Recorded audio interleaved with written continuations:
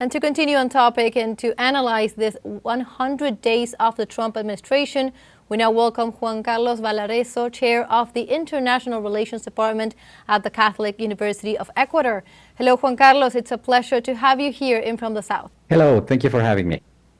So, Juan Carlos, we've been taking an overlook into this first 100 days. How would you describe Trump's approach to this new term in office? Well, I think there are no words to describe this new term, as it's been very unpredictable. I mean, I think most of us analysts and the people in general were expecting a drastic change in U.S. politics, but I don't think we expected this much change in such a short period of time.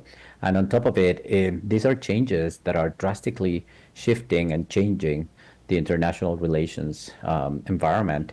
I mean, we only see the trade tariffs and the massive deportations as two actions that have totally shifted the situation in the neighboring countries. We can talk about Canada, Mexico, but also in the world with the trade tariffs, where every country in the world has been imposed what he considers to be fair tariffs. But in a general perspective, experts have already called them as very dangerous as to how they can change the economic situation in the world. Definitely major changes in a very small amount of time. And also, I would like to ask you regarding the Latin American and Caribbean region in particular.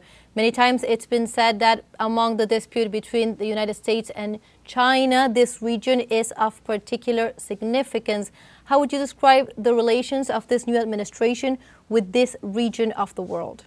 Well, it's very interesting because one of the goals that Donald Trump has is precisely to, according to his motto, make America great again.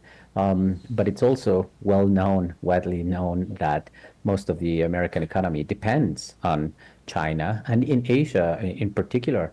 And this is something that we cannot really foresee the impact of his decision. I mean, we're talking about a president who's been in power for 100 days, and he's signed more than 140 presidential decrees in different topics, of course. But it tells you that the amount of drastic change that he's implementing in the government, that's an average of more than one decree per day. And we're talking about different elements like education and social security, immigration, commerce, trade, and all of this. I don't know if he's, very aware of the impact of having so much change so quickly.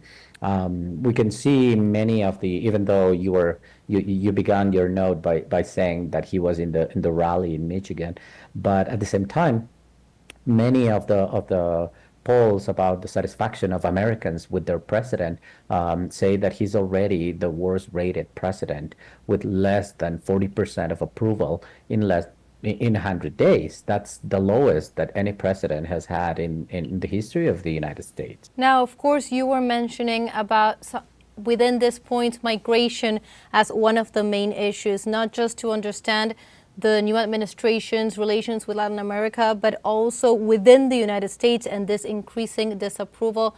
How do you see the next few months and years continuing on this topic? Do you think that the government is going to escalate these policies, or have they been just a matter of the first few months? How do you see this developing? Well, I see many scenarios happening. I see a government, Donald Trump, decreasing the severity and the extent of his policies, but I also see a society that is, already saying enough. I mean, the protests that we had from the American citizenry, where they went to the streets and protested in every single state, in all the 50 states of the Union, and they demanded for more transparency and for more awareness of the type of policies that are being implemented. So in the future, I see there are two things happening, or either Donald Trump listens to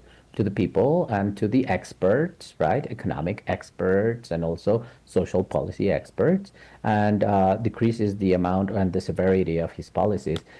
Or I see a population that will make him here because, in the end, if anything, Latin America is precisely the region in the world where we have experience with social protest and social unrest motivating the activism of people demanding their government to be more aware of the social reality that their people are living. Definitely something to continue monitoring closely.